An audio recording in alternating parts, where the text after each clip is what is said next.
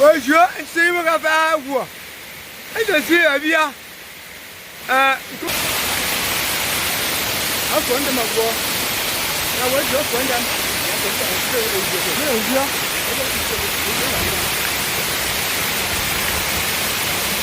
Tu m'as mis un temps à la point de ma voix.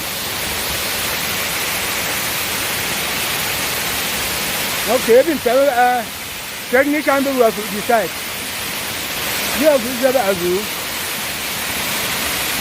What is it?